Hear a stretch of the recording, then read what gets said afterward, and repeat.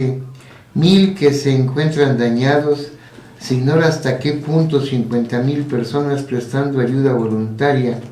Los hospitales se encuentran llenos, 5.000 heridos, 1.000 personas atrapadas en los hoteles derrumbados e incendiados por las fugas de gas y los cortocircuitos. Escenas dantescas, dramáticas, muy duras. Se agotan las palabras para describir la magnitud de la tragedia. Titánica la labor de los bomberos, de las brigadas de salvamento, de los cuerpos de seguridad, de los voluntarios. La solidaridad afloró en el pueblo de México. El edificio Nuevo León de la unidad habitacional Tlatelolco se derrumbó por completo y los edificios adyacentes corren el mismo riesgo. Se sabe que el edificio Nuevo León albergaba a 197 familias. De ahí que la cifra asume miles de muertos en el conjunto Pino Suárez.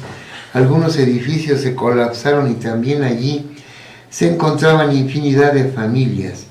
En Río de la Loza se derrumbó un edificio que albergaba algunas oficinas de Televisa. En este edificio se tiene que lamentar la muerte de algunos compañeros periodistas que el sismo los sorprendió trabajando, y son Gustavo Armando Calderón, el Conde Calderón, Sergio Roth y Ernesto Villanueva.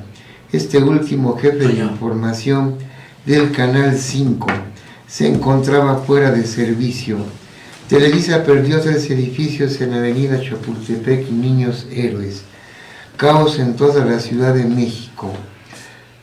Los servicios quedaron interrumpidos por completo. Luz, agua, gas, transporte, teléfono. En el centro médico algunos de sus edificios se vinieron abajo. El presidente de la República, licenciado Miguel de la Madrid, después de un recorrido y evaluación de los daños, decretó 3 días de duelo nacional. La colonia Roma fue la más golpeada de la capital. En esta colonia la mayoría de los edificios se encuentran seriamente dañados. Los actos de rapiña abundaron. Se espera que los peritos se presenten en la colonia Roma para que evalúen los daños y, si la situación lo amerita, los damnificados puedan sacar sus pertenencias. Los mismos colonos han formado un frente que turna comisiones para cuidar los edificios y así evitar los actos de rapiña, que en esta clase de tragedia no faltan los aprovechados. En el área metropolitana no se reportaron desgracias ni daños materiales. En el metro se vivieron momentos de gran terror e incertidumbre al quedar miles de personas atrapadas en los túneles del metro y a oscuras. El Hotel de Carlo, Hotel Principado, entre otros, se derrumbaron y se ignora cuántas personas se encontraban adentro en el momento del sismo. El conjunto Pino Suárez, seriamente dañado, lo mismo la unidad Juárez en el Politécnico. Algunos edificios se vinieron abajo.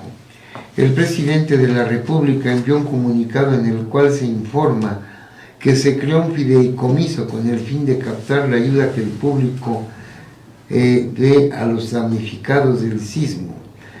Se informa que el temblor registrado a las 7:19 de la mañana fue de una intensidad de 7.6 en la escala de Richter, oscilatorio y trepidatorio, y debido al subsuelo fangoso y con grandes cavernas, se presume que fue lo que originó la magnitud de la tragedia. El epifoco del sismo se localizó a 50 kilómetros de las costas de Guerrero y Michoacán. Hasta este momento la Ciudad de México presenta un aspecto desolador. Ruinas por doquier y el humo y un fuerte olor a gas invaden el ambiente.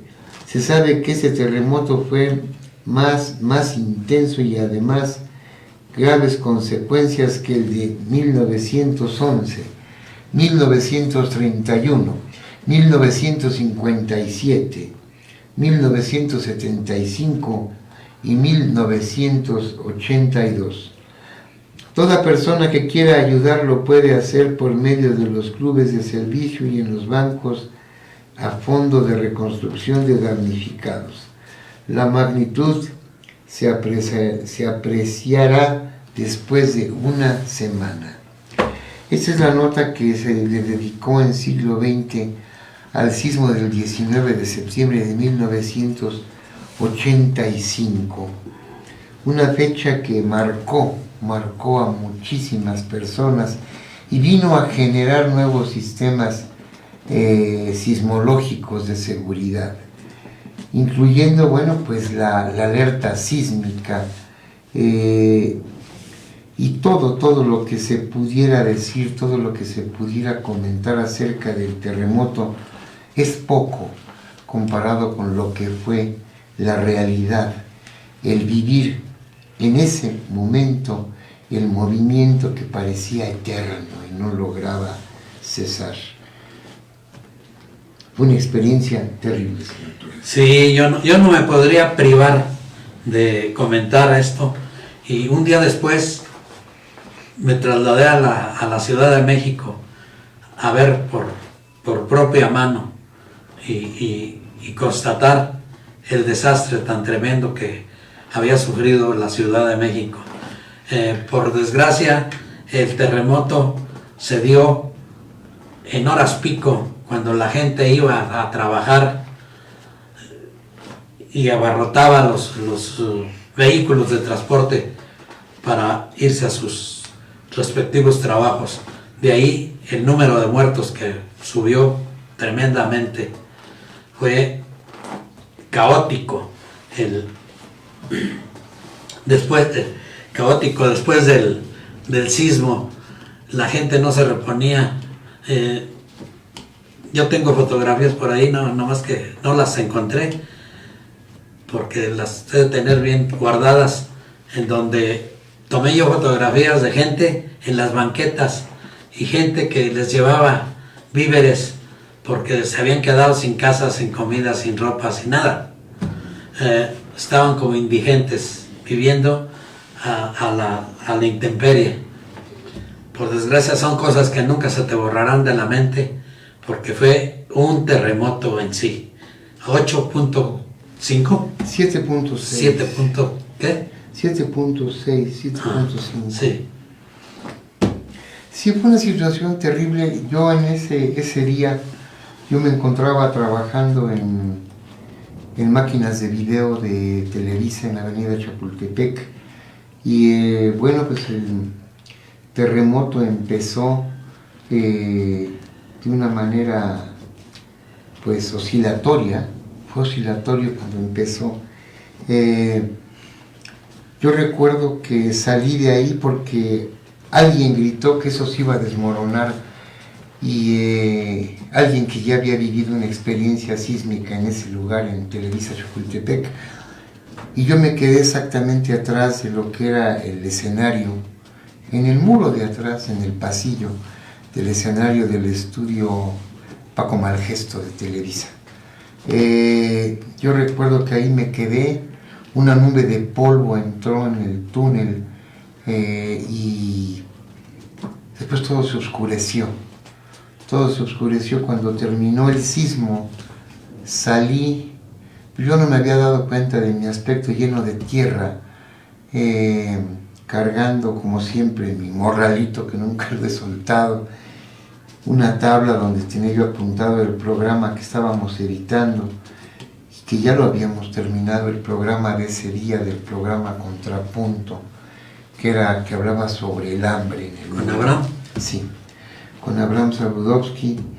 Y me acuerdo que salí a la calle y lo primero que hice fue ir a buscar el edificio de Arcos de Belén 58, que era donde yo debería de haber estado, pero que me tardé porque pues el productor me invitó a desayunar, y pues, el edificio ya no estaba, se hundió.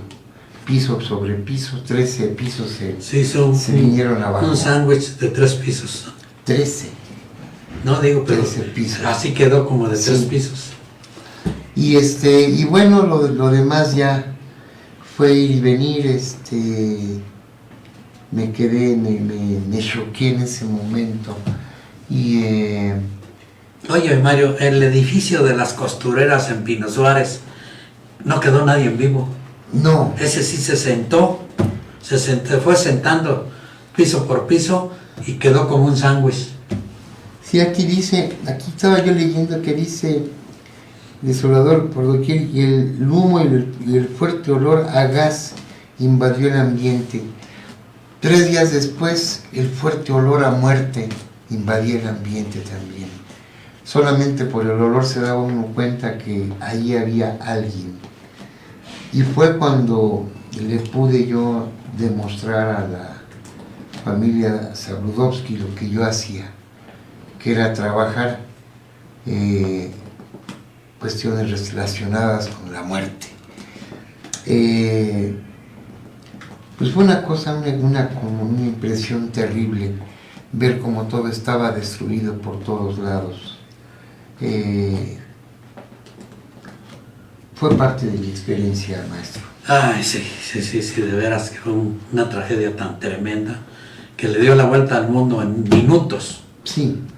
En minutos fue del conocimiento mundial el terremoto de la Ciudad de México, del 19 de septiembre de 1985. Decían México se acabó. No, aquí estamos. Revivió su gente, lo hubieran visto. Yo las viví porque seguí yendo a la Ciudad de México durante 15 días y seguían desenterrando gente viva, niños, adultos, que de milagro estaban vivos, y por lo general también muchos muertos, cantidad de muertos que estaban sacando.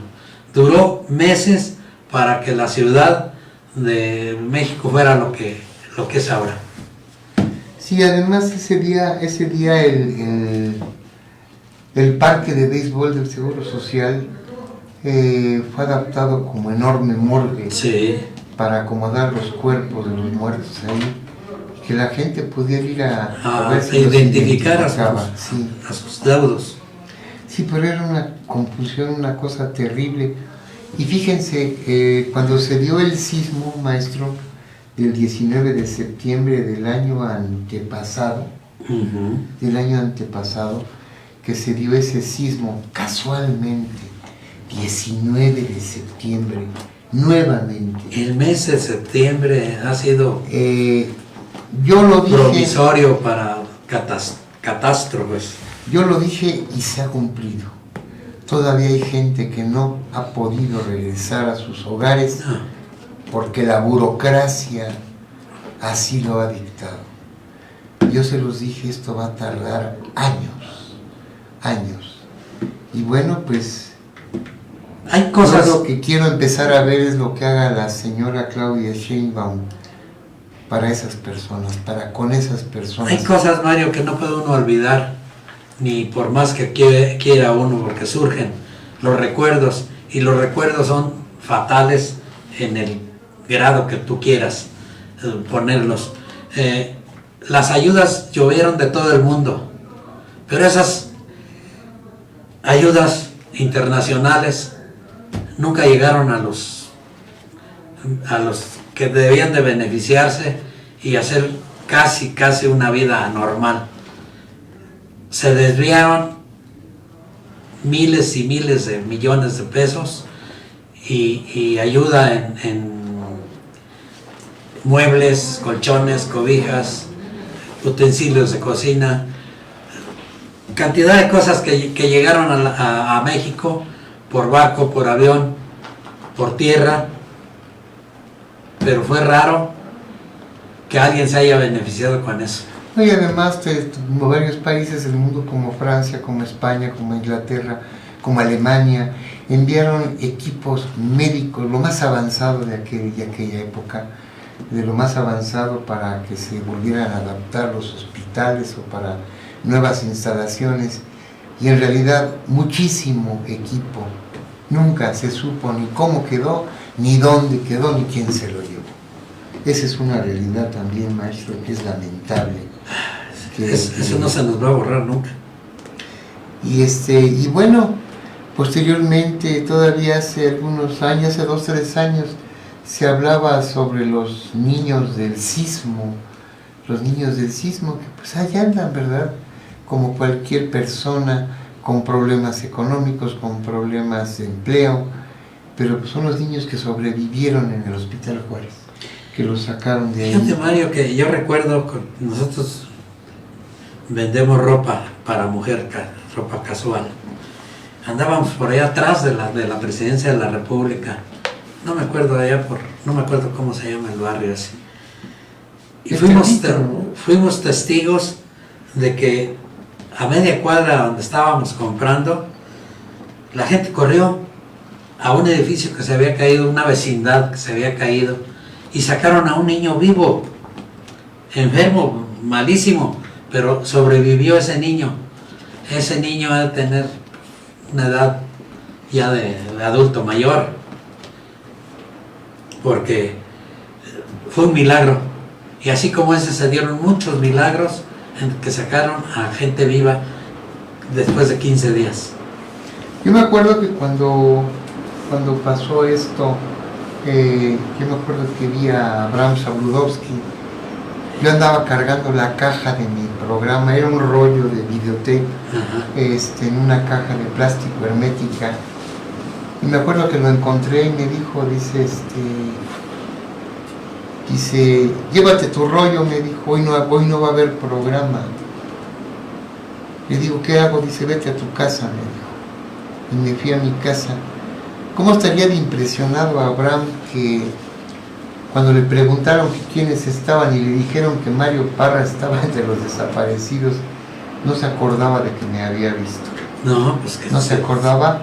Sí.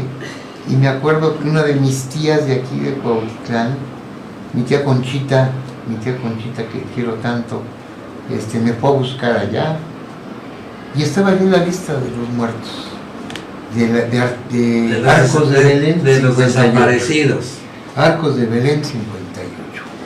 Ahí se supone que estaba yo y de repente pues aparezco, ¿verdad? Fue una cosa muy especial, muy dolorosa. Yo a Gustavo Armando Calderón, al conde Calderón, él era mi vecino ahí en la colonia Tlaxpana. Él vivía ahí con Mitzi, su esposa, con sus hijos Armando, Ernesto, con sus hijos Gustavo y Ernesto, que eran muy amigos míos de mi adolescencia. Y ahí conocí al conde Calderón, que era cronista de fútbol en aquella época, en el año 1968 más o menos. Desde esa época los conocí y me dolió mucho que muriera el conde Calderón y bueno, tantísimos que perdieron la vida en ese lugar. Pero bueno, pues la vida tiene que continuar, tiene que seguir y así la seguimos. Hay heridas que no se borran, dejan una huella tremenda. Y ahorita que lo que me ha llamado la atención, maestro, es el hecho de que haya microsismos en la Ciudad de México. Sí, bueno, sabemos que el subsuelo de que está compuesto estaba sentado en un grandísimo lago que era el famoso lago de Texcoco, que casi abarcaba más de la mitad del Valle de México. Llegaba a Cuautitlán. Ajá. Entonces está sentado en lodo, en cavernas, por la extracción de agua que le han hecho indiscriminadamente las autoridades para surtir de agua a la Ciudad de México y a sus habitantes, pudiéndola traer de Cutzamala. ¿Conoces Cutzamala? El Cutzamala. Yo vi 2 veces al Cutzamala y ver unos dínamos tan tremendamente, más a lo doble de aquí, de grandísimos, donde echaban a andar las máquinas para extraer el agua potable, que seguimos tomándola y la Ciudad de México se sigue beneficiando con una parte del agua que se extrae en el Cutzamala, Estado de México. Pues sí, y es impresionante ese lugar. Sí. Cómo le provee de agua a la Ciudad de México y cómo cuando tienen que hacer la reparación de alguno de sus tubos, les llaman, ¿verdad? Sí, así como son enormes, no, es una cosa sí. tremenda. Bueno, vamos a pasarnos al número 176 del periódico El Siglo XX, con fecha 29 de septiembre de 1985. A ver, otra nota. Una nota aquí que me publicó el señor Torres. Dice: cada 28 años la historia se repite. Y aquí nuestro director Alfonso Torres Vargas hacía en sus comentarios un análisis de lo que había visto. Dice: miles de muertos por el terremoto del día 19 de septiembre. Quizás pasen de los 10,000, pues jamás se sabrá cuántos multifamiliares y de oficinas por los 4 puntos cardinales de la capital de la República. Se tiene que sufrir una desgracia de la magnitud de la nuestra para saber que se cuenta con muchísimos amigos en todo el mundo que han acudido a auxiliar al amigo en desgracia. Cobertores, comida enlatada, medicina, agua, leche, herramientas de todo tipo. Técnicos amaestrados para detectar seres humanos, perros amaestrados para detectar seres humanos vivos, sondas electrónicas y lo más moderno de la electrónica de desastres. No es nada más en el Distrito Federal, también en Jalisco, Michoacán, Guerrero y Colima se tuvieron que lamentar pérdidas de vidas y millones de pesos en pérdidas materiales. Es increíble, todavía se siguen sacando víctimas vivas en Tlatelolco.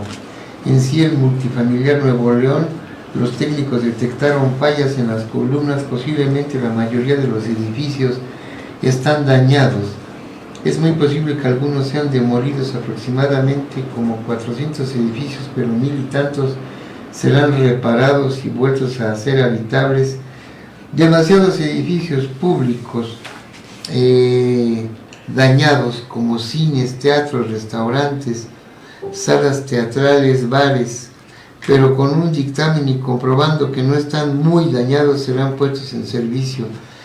Se levanta la prohibición en la venta de alcohol en el DF el día 26 y los lugares en donde se expenden abrir sus puertas en un horario habitual. El día 25 de septiembre se rescataron 4 bebitas de las ruinas del Hotel Juárez. Una doctora de la residencia del hospital e infinidad de personas que todavía a 7 días del sismo son sacadas de entre los escombros con vida.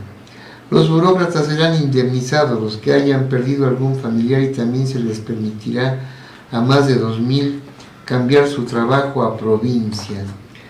La rapiña empezó a aparecer en las colonias. Los apátridas están haciendo de las suyas al especular con artículos de primera necesidad. Por lo pronto han sido clausurados más de 36 locales por violación de precios. Algunas personas, sin ser damnificados, piden en los albergues comida y ropa. Los gobiernos del mundo han hecho donativos en ropa, comida, herramientas, más de 2,000 millones de pesos para así aliviar en algo la desgracia que abate al pueblo de México. El FMI, Fondo Monetario Internacional, estudia la deuda de México para ver en qué forma se le amortigua. Las grandes empresas de la República Mexicana están donando dinero para la reconstrucción de la Ciudad de México. Los piperos están vendiendo el agua hasta 15,000 pesos la pipa, pan a 15 pesos la pieza, tortillas 400 pesos el kilo, leche, huevo hasta 3 veces su valor. Para vergüenza del pueblo de México, la historia se vuelve a repetir, pues en la tragedia de San Juan Ixhuastepec, los apátridas hicieron de las suyas y muchos de los vivientes fueron a parar, de los víveres, fueron a parar a manos de gente sin escrúpulo que sin ningún miramiento y valiéndole muy poco el dolor de nuestros hermanos, en desgracia se enriquecieron. Miles de historias se escribirán de otras tantas vividas por los habitantes de la gran urbe, ahora herida de muerte.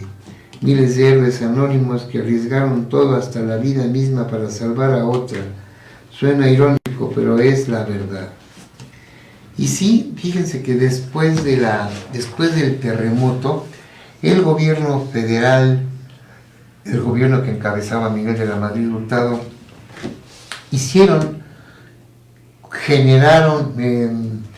crearon un plan que se llamaba la desconcentración de la Ciudad de México. Se iban a sacar del Distrito Federal cantidad de oficinas de gobierno, y se iban a mandar a diferentes estados. Era la desconcentración, o sea, evitar que todo estuviera en la Ciudad de México. Es lo que quiere hacer López Obrador. ¿Qué pasó en ese momento? Bueno, que fíjense nada más lo irónico que es la vida. El año pasado todavía escuchaba yo al jefe de gobierno,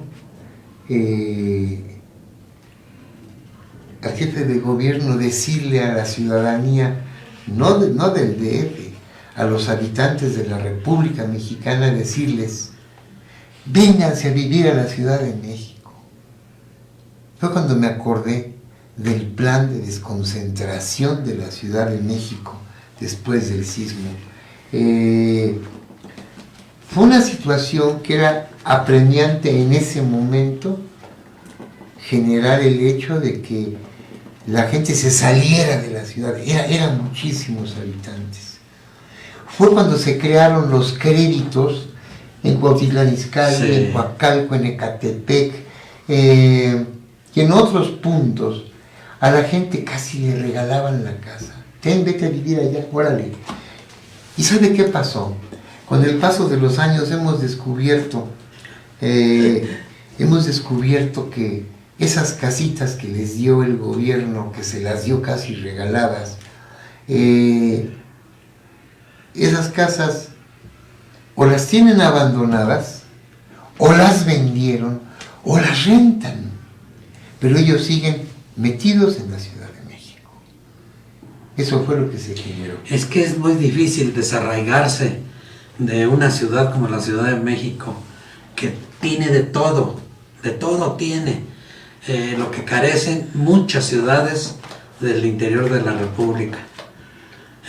Podrán estar muy a gusto, muy seguros, pero la gente echa de menos sus vecindades, sus edificios de departamentos, sus vecinos, sus casas solas. ¿Por qué? Porque han hecho una vida ahí, han nacido, yo creo que generaciones de mexiquenses, de mexicanos. Entonces les es muy difícil arraigarse a la provincia. Sí, así es, y además que bueno, la Ciudad de México dicen que ofrece oportunidades a mucha gente, en fin, como dice el maestro Alfonso Torres, la gente se arraiga en su tierra, en este caso los chilangos, quieren seguir siendo chilangos, y ahí están, ahorita nuevamente la Ciudad de México está saturada. Eso se los puedo afirmar sin lugar a ninguna duda.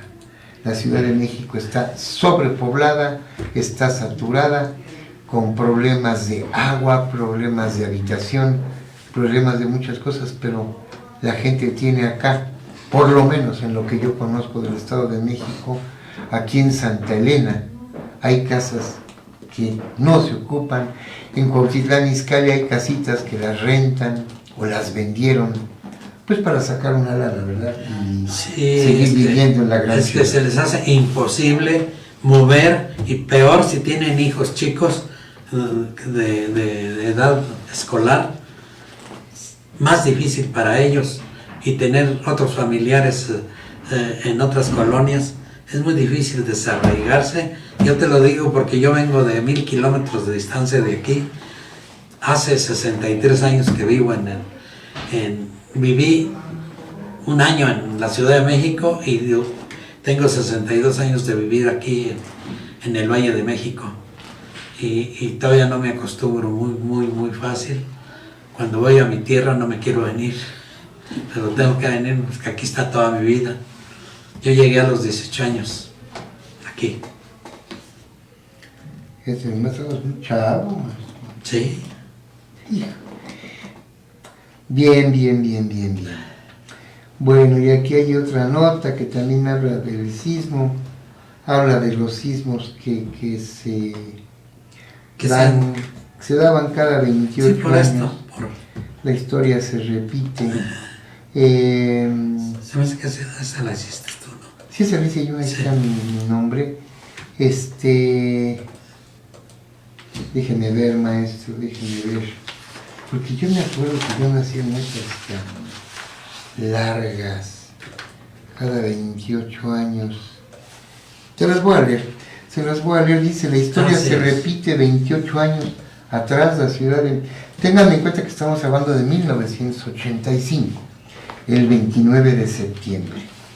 Dice, la historia se repite 28 años atrás, la Ciudad de México tenía tan solo 4 millones de habitantes y las posibilidades de un sistema y las posibilidades de un sismo no eran remotas. Era el domingo 28 de julio y la ciudad permanecía en calma. Un 90% de la ciudadanía dormía plácidamente en el momento en que sobrevino el movimiento. Eran las 2:44 de la madrugada cuando un sismo de 7 grados en la escala de Mercalli sacudió la ciudad de los palacios. Las personas salían de sus casas incrédulos ante lo que acontecía y a las pocas horas el ejército tomaba cartas en el asunto, auxiliando a los socorristas de las cruces rojas, verde, siendo la labor de rescate difícil dada la hora en que se registró el movimiento. Los muertos en aquellos años 50 no llegaron a 1000 y la situación, pese a ser trágica, no alcanzó los resultados que en 1985 en el sismo.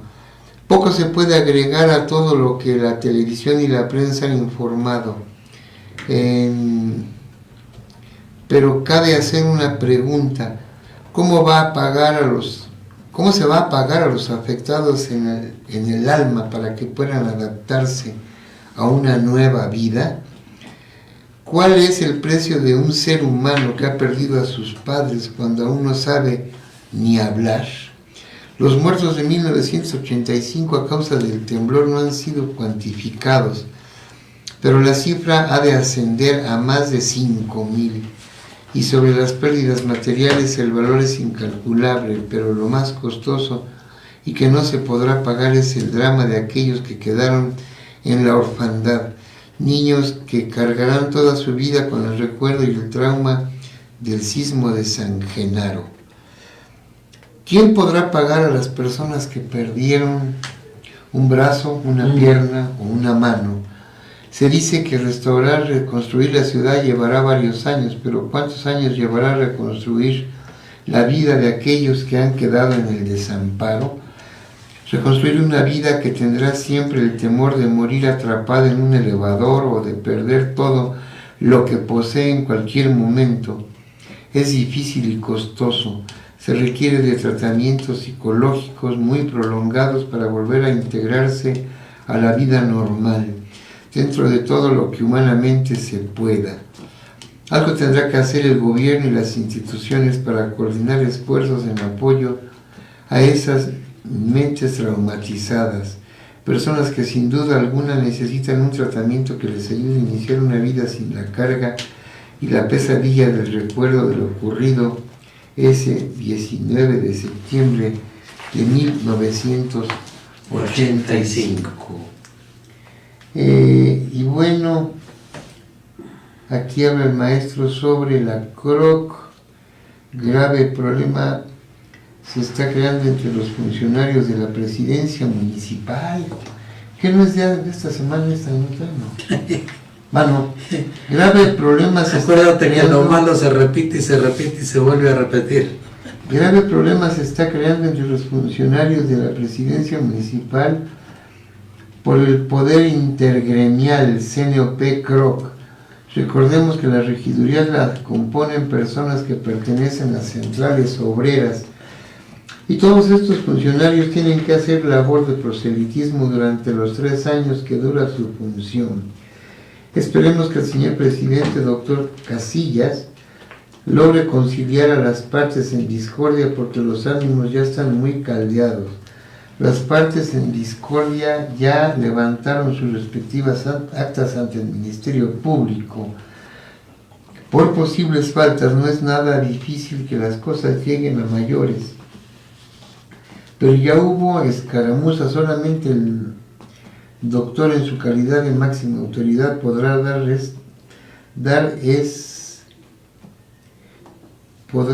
este grave problema que ha producido hondas fisuras en el aparato municipal.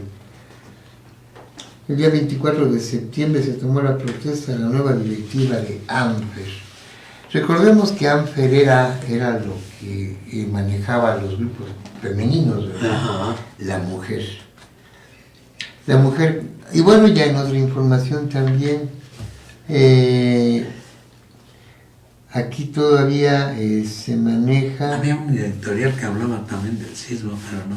De entre las ruinas deberá surgir la esperada unidad. Sí, México está en pie, la tragedia nos congregó. Sí,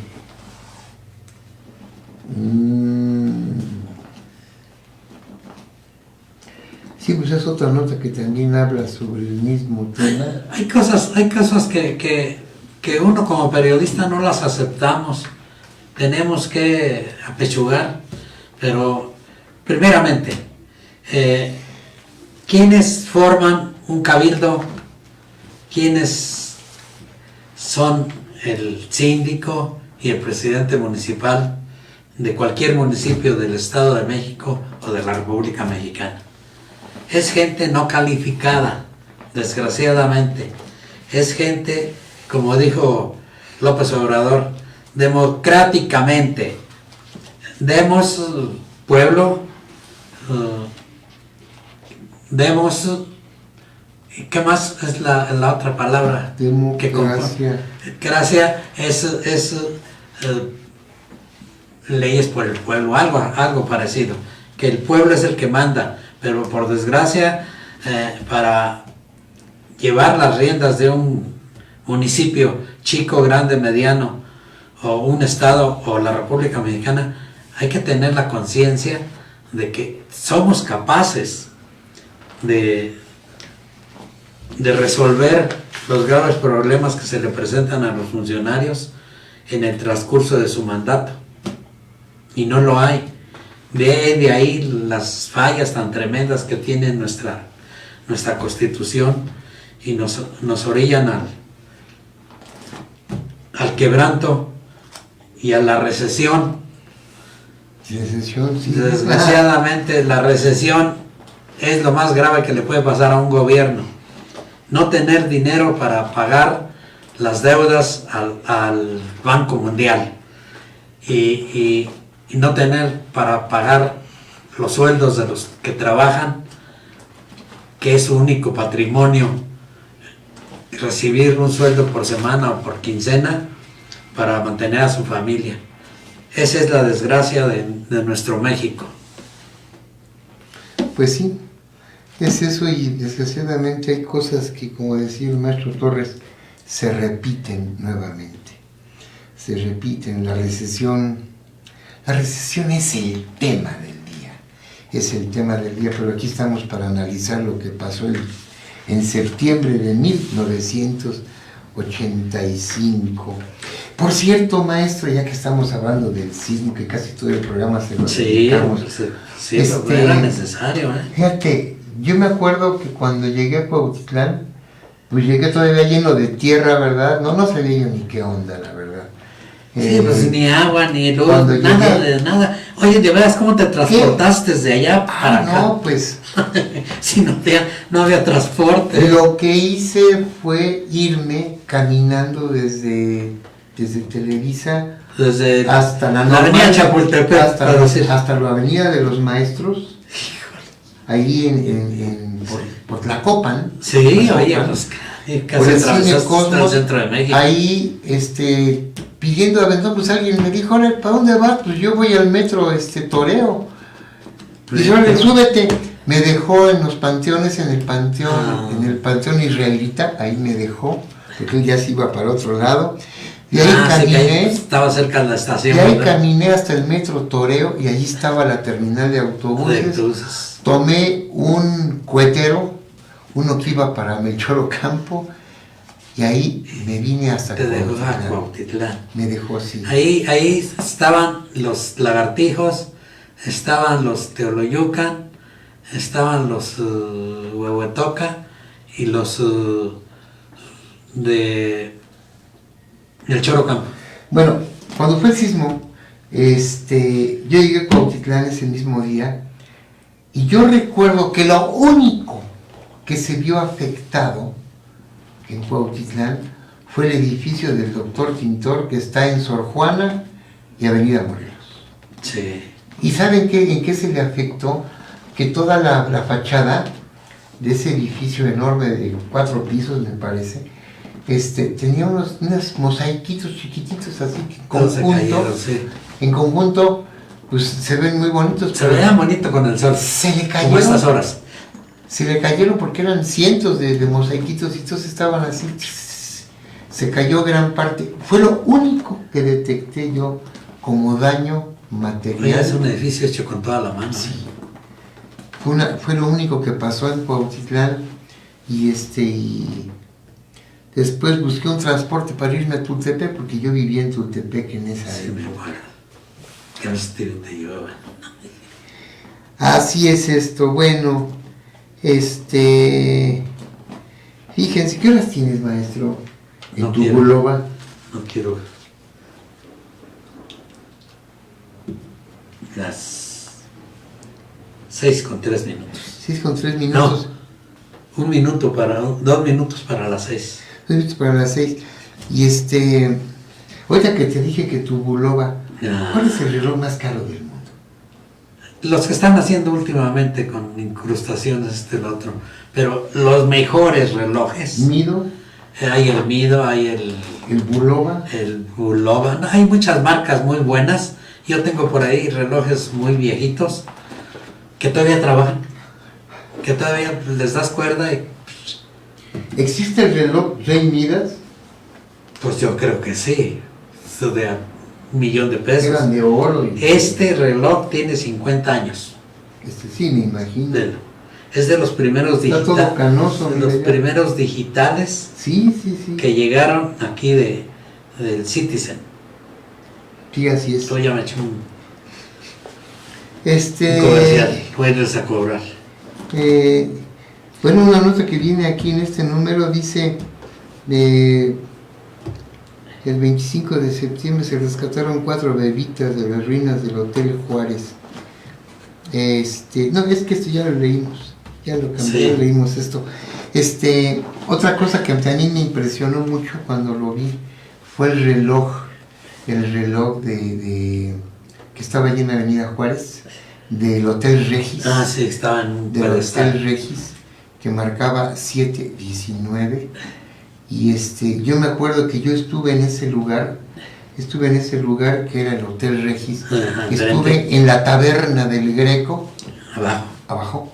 Estuve en la taberna del Greco. ¿Qué? ¿El 123 o cómo se llamaba? Otro lugarcito muy bonito ahí. Y estaban tocando los Paladines. Estaba Víctor Manuel, Jorge, todos ellos. Yo tenía amistad con los Paladines. Y estaban tocando esa noche y 4 o 5 días después fue el terremoto. Oye, no quedó nada de ese edificio. No, nada quedó, incluso tuvieron que demoler también lo que era Salinas y Rocha. Incluso tienes un super mural de todo el frente que tenía ese edificio. ¿Quién Diego Rivera. Rivera, sí. Es la tarde de la tarde dominical, sí, algo así. Porque estaba frente a la... Que años después lo trasladaron. Sí. Pero incompletito el mural lo trasladaron a otro sitio donde se encuentra actualmente. Exactamente, ya ves. Sí. Había un cabaret ahí, me digo. Estaba el Capri, Juárez y Valderas, así lo anunciaban. Así anunciaban el Capri ahí, Yo tenía un amigo que era mesero y trabajaba en esos lugares. Ahí actuaban Thelma Tixou, Wanda Seuss, cuando Wanda Seuss era, no lo que es ahora, ¿verdad? Pero bueno, tuvieron su momento, todas esas vedettes. Una mujerzota así, grandes espectáculos sí, que había en esos dos lugares. Creo que era brasileña, ¿no? En el Capri. Sí. Capri. Había lugares muy buenos.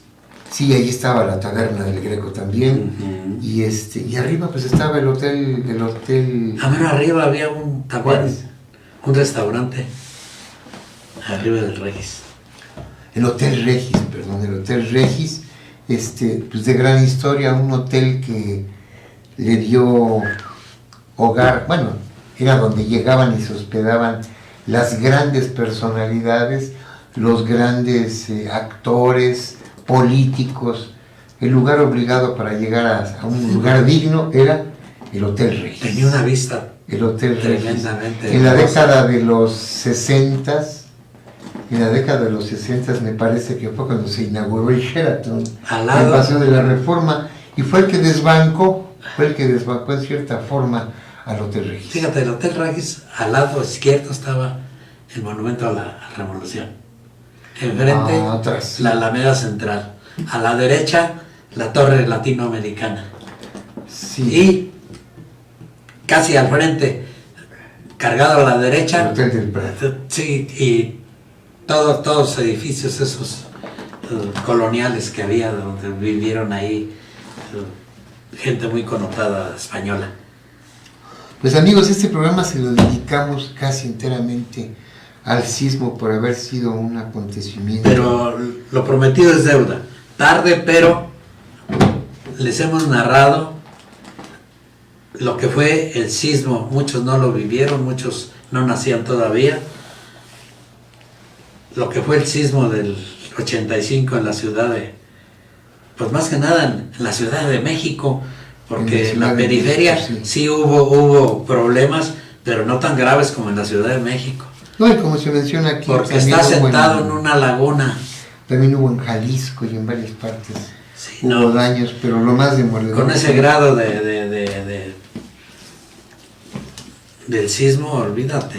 La semana que entra, maestro, nos seguimos con el número 177 del 6 de octubre de 1985. Síganos porque esto es la historia de Cuautitlán y de otras partes. Esto es algo ya abarcábamos todo el Valle de México, Toluca, algunos estados como mi tierra, Durango, y algunos otros estados que nos daba por publicar una nota relevante de ese estado. Así es. Bueno amigos, pues esto fue nuestro programa Los 45. Ya, acuérdense. Los 45. El 30 de mayo cumplió 45 años el periódico. 45 años cumplió siglo XX. Tómatelo, pues ya lo sacas, ya. Mira, está tomando manzanita, él toma manzanita. Fíjense, ya. Muy bien amigos, yo les agradezco en todo lo que vale el favor de su atención y los espero para que nos acompañen el próximo martes a las 5 nuevamente en las 45 del siglo XX. Maestro, ¿quiere usted despedirse? Señor locutor, me despido de mi audiencia, esperando que les haya gustado este relato. ¿Por qué? Porque tanto Mario como yo lo vivimos. Mario estuvo en el sismo, yo estuve un día después y relato lo que yo vi. La gente no quería entrar a sus casas aunque su edificio, su vivienda no se hubiera caído. Tenían pánico y vivían en las banquetas, durmieron por semanas en las banquetas, pero el pueblo fue tan unido que llegaba con comida, con cobijas, con todo lo que necesita un ser humano para sobrevivir. Entonces, vamos a seguir porque hay secuelas y agarramos carrera con ese reportaje que hizo Mario en vivo y a todo color. Espero de hoy en 8 días seguirles relatando la vida del periódico El Siglo XX durante 45 años. Muchas gracias. A continuación, Notivisión.